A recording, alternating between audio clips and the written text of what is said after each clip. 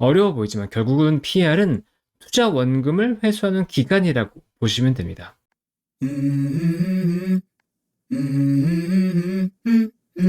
Let's go. 범성공자입니다. 오늘은 PER에 대한 얘기를 하려고 왔습니다. 투자를 시작하신 분들은 사실 PER에 대해서 대부분 아실 거라고 생각하는데요. 뒤에 있는 얘기가 굉장히 중요하기 때문에 사실 PER에 대한 설명을 건너뛰고 갈까 하다가 그래도 한 번 더 이제 점검해 보려고 이제 PER을 설명을 해드리려고 합니다. 차분히 얘기를 드릴 텐데 일단 PER이 무엇이냐라는 것부터 시작해야 되겠죠.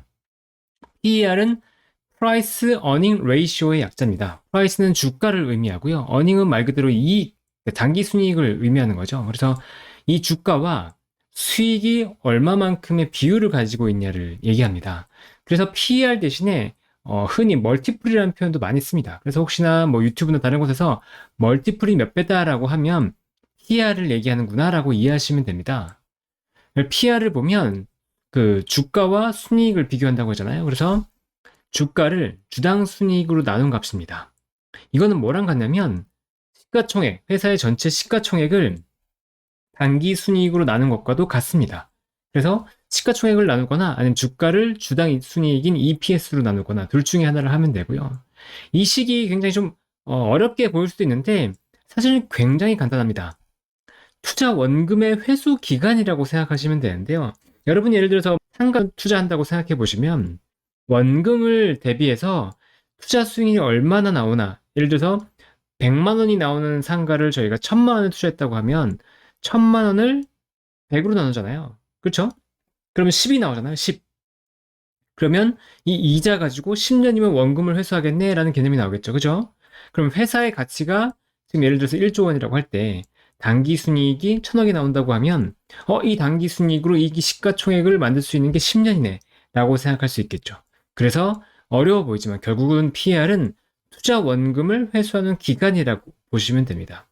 그래서 PER이 12배다. 그러면 원금 회수까지 12년이 필요하구나. PER이 10배다. 원금 회수까지 10년이 필요하구나 라고 이해하시면 되고요. 물론 여기에는 함정이 있습니다. 어떤 거냐? 이 이익이 안정적이냐라는 건 완전 다른 문제죠. 상가의 수익이라는 건 그래도 공실이 없다면 안정적으로 이제 똑같은 월세가 들어올 텐데 이 주당 순이익과 단기 순이익 같은 경우는 회사가 어떻게 이제 수익을 내느냐에 따라서 단기 순이익이 움직이기 때문에 사실 PER이 변동할 수 있다라는 것들은 이해하고 가시면 됩니다. 근데 PER을 뒤집으면 무엇이냐 이렇게 다시 한번 생각해 볼게요. PER이 12배면 아까 12년이면 원금을 회수할 수 있다고 했잖아요. 그러면 이거 수익률을 어떻게 구하죠? 예를 들어서 10배면 상당히 쉽죠. 10배면 매년 10%의 수익률을 내면 곱하기 10을 했을 때 10년 만에 회수하잖아요. 그러면 12년 만에 원금을 회수할 수 있다고 하면 어떻게 하면 되냐? 100을 12로 나누면 됩니다. 100을. 그러면 약 한 8.3%가 나오겠죠? 그래서 PER이 12배면 한 8.3%의 수익이 나온다라고 생각하면 되고요. PER이 10배면 연수익률이 10%다라고 생각하시면 됩니다. 어렵다고요? 안 어렵습니다. 8.3에다가 곱하기 12를 해보세요. 그럼 원금 100이 나오잖아요. 그래서 역수가 이 수익률이라고 하는 거예요.